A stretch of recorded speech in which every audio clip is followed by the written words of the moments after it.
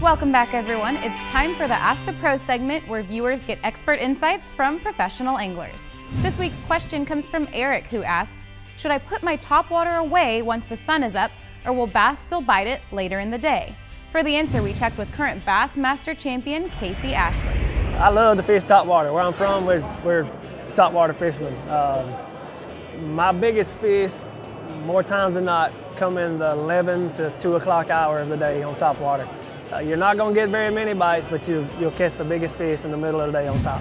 Thanks, Casey. If you have something to ask one of the pros, simply visit our website and follow the Ask the Pro link to submit your question.